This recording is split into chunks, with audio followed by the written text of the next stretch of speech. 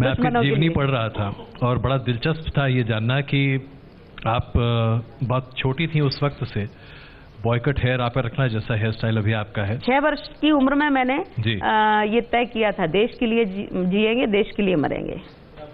और आप फर्राटे से मोटरसाइकिल चलाती थी?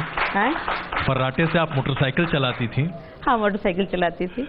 और एक आपके बहुत करीबी पहचान वाले व्यक्ति ने मुझे कहा कि रास्ते में अगर कोई दाएं बाएं करता हुआ दिखे तो उतर के किसी को सूतने में आप पीछे नहीं रहती थी।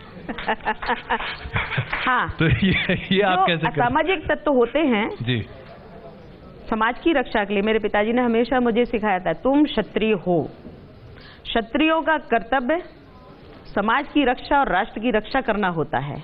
कभी मत सोचना कि तुम लड़की हो इसलिए तुम ये नहीं कर सकती, वो नहीं कर सकती, तुम सब कुछ कर सकती हो। युद्ध के क्षेत्र में क्षत्रिय खड़ा होता है तब वो ये विचार नहीं करता कि मैं महिला हूं या पुरुष हूं। ये बहुत छोटे से उन्होंने मुझे सिखाया था जी। और कहा था कि लड़कियां उस समय बहुत डाउन हो जाती हैं, बहुत अपने आप को एकदम से ग्लानि में भर जाती हैं जब किसी लड़के को पीटती हैं, कोई गुंडे को पीटती है, लड़के को नहीं जी। गुंडे को जब किसी असामाजिक तत्व को पीटती हैं और ये मारती जाती है तो कोई दिक्कत नहीं, पर जब उधर से एक लपड़ भी पड़ जाता है तो वो कहती है अच्छा मुझे मारा, मैं लड़की हूँ, मुझे तूने मार दिया, और वो रोने लगती है और कहती है कि अब मैं क्या करूँ जी। मेरे पिताजी ने मुझे बिल्कुल मजबूती से सिखाया कि तुम युद्ध में जब खड़ी हो जी तो अपने आप को इतना बलवान, इतना मजबूत बना करके जाओ और दुश्मन को कभी मौका मत दो कि वो तुम्हारे ऊपर पलट पाए। बार ऐसा करो, बार ऐसा करो कि दुश्मन कभी पलट ना पाए जी। और अगर दुश्मन पलटता है इसका अर्थ तुम कमजोर हो, तो उसको पलट रहा है तो उसको सहन करो, पर कभी मत सोचना कि तुम योद्धा नहीं हो और कभी भी तुम्हें ग्लानि नहीं होना चाहिए, कभी भी तुम्हें डाउन नहीं होना चाहिए और पुनः अपने आत्मबल को मजबूत करके और फिर से आक्रमण करो, 2 कदम पीछे हटो और आक्रमण करो और तभी तुम्हारी विजय होगी।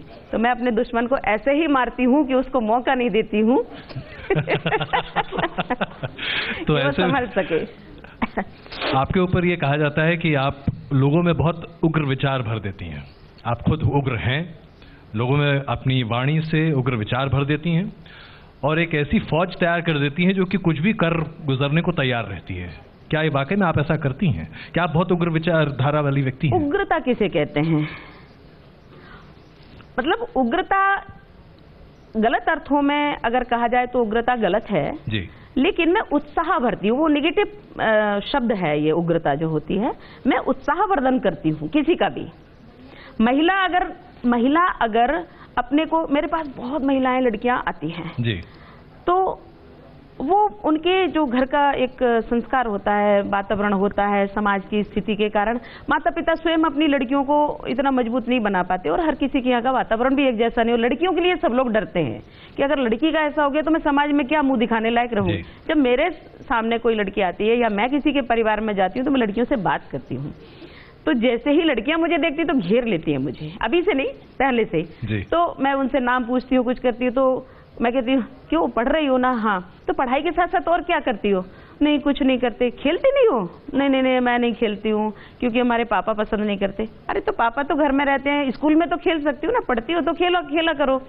तो वो कहती है कि नहीं फिर हम आगे नहीं जा पाए। अरे तुम जहाँ हो वहाँ तो खेलो पहले, ठीक है, उसके बाद तुम्हारे जीवन का लक्ष्य क्या है? तो सच में लड़कियों की ही बात नहीं कर रही हूँ, आज अगर आप पूछेंगे जाके तो शायद जीवन के लक्ष्य का लोगों को मालूम ही नहीं है कि हमने जो जन्म लिया है हमारे जीवन का लक्ष्य क्या है जी। और लक्ष्य क्या होता है, जैसे मैंने कहा किसी का क्यों तुम्हारा लक्ष्य क्या है, जीवन का लक्ष्य क्या है? तो कहती है हमें डॉक्टर बनना है, हमें इंजीनियर बनना है, हमें टीचर बनना है, हमें प्रोफेसर बनना है, हमें साइंटिस्ट बनना, कुछ भी बनना। तो मैंने कहा कि ये तो एक थोड़ा सा लक्ष्य है जिसको तुम कभी भी अपने अध्ययन से और उसके बाद पा सकती हो योग्यता से। जीवन का लक्ष्य क्या है? पुलिस बनना? अरे नहीं, ये तो एक धनोपार्जन, मन अपना कहीं लगे, हम देश के लिए कुछ कर सके, ये ठीक है। हम साइंटिस्ट बनेंगे, टीचर बनेंगे, बच्चों को पढ़ाएंगे, लेकिन जीवन का लक्ष्य क्या है तो उन्हें समझ में नहीं आता।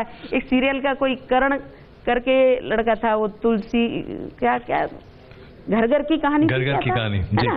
तो उसका एक किरदार करण करके था शायद, वो लड़के का नाम। सीरियल भी देख लेती हैं, टाइम मिल जाता है? हाँ, कभी कभार उस समय कभी कभार देखी।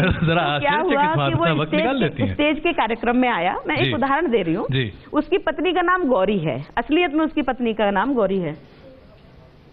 तो उसने कहा कि तो एक कार्यक्रम में कोई एक बम्फर प्राइज कुछ बंटना था, तो लोग आ गए, बोले चलिए, तो मैं सन्यासी नहीं थी, तो दीदी चलिए ऐसा ऐसा कार्यक्रम है और पास है हमारे पास, आप चलिए। तो मैं चली गई। अब उन्होंने कहा प्रश्न पूछिए, आप कोई भी प्रश्न पूछिए मुझसे। तो सबने पूछा, तो पुरुषों ने सबने हाथ उठाया और सबने सीरियल की बात की, आपने सीरियल में ये किया, वो किया, वो किया। महिलाओं की तरफ से किसी ने हाथ नहीं उठाया। तो बोले अरे तुम लोगों के पास कोई प्रश्न नहीं है? तो मैंने ऐसे हाथ कर दिया। बोले आइए आइए आइए, चलो कोई तो है जो हिम्मत करके आया है सामने। तो मैं मंच पे चली गई।